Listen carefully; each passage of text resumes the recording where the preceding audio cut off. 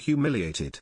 Switzerland will respond strongly if the EU excludes the UK from the main treaty. The EU needs to be careful as countries like Switzerland are going to react if the bloc continues to throw off Britain for the sake of it, a government trade advisor has told that. After Britain officially left the transition period in January, Prime Minister Boris Johnson has had to ask the EU for permission to rejoin an international treaty, or risk devastating a multi-billion-pound legal services industry. The agreement is called the Lugano Convention and its effects are materially the same as the 2001 Brussels regulation. It governs issues of jurisdiction and enforcement of judgments between the EU member states and the European Free Trade Association, EFTA, countries other than Liechtenstein, namely Iceland, Switzerland and Norway. London is regarded as the global capital for international dispute resolution, due to England's world-class legal system and courts. A long-term failure to rejoin the Lugano Convention could do real damage to the UK's world-beating legal services sector, as well as creating difficulties for large companies. The UK dropped out of the treaty as a consequence of Brexit, and applied to rejoin in April 2020. Such accession requires the unanimous agreement of all the other contracting parties to the convention, and the European Commission has now recommended that the EU deny this request. It said that the European bloc was not in a position to give its consent to UK accession. The EU's position is not shared by EFTA countries, though, who have proven to be much more welcoming. In March 2021, the Swiss Federal Department of Foreign Affairs published a letter confirming that Switzerland had consented to the UK being invited to deposit its instrument of accession to the Lugano Convention.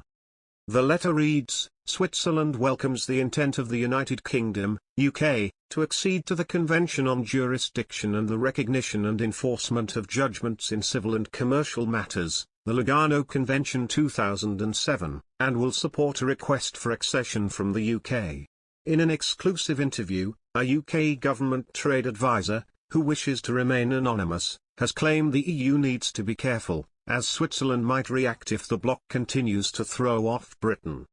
He said, "I think the EU has to be careful, particularly with the EFTA countries and Switzerland, as they could push them away with their actions. Mainly Switzerland, because what Switzerland does is different.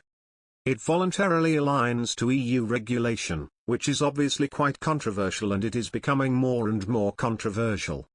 For example, the Swiss had their own Data Protection Act, lower penalties for GDPR, and the EU said because it was different, that they were going to punish them on financial services even if the outcome was the same."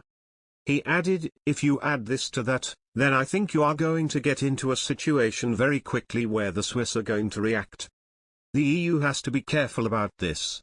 What is the benefit of the European community, and what is the benefit for European companies to have the UK in the Lugano Convention?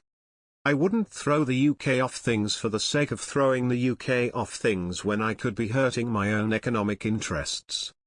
After years of talks, last month, Switzerland announced its decision to scrap efforts aimed at agreeing an overarching treaty with the EU. Switzerland is not in the bloc but has signed up to many of its policies, such as freedom of movement. The relationship is currently governed by more than 120 bilateral deals, and a failure to replace them with one framework deal could harm ties. The European Commission said, "We regret this decision, given the progress that has been made over the last years." The EU-Switzerland Free Trade Agreement dates back to 1972. The European Commission said that without an EU-Swiss framework agreement, modernizing that relationship would not be possible. Existing deals were not up to speed, and the impact of Switzerland's decision would have to be analyzed, it warned.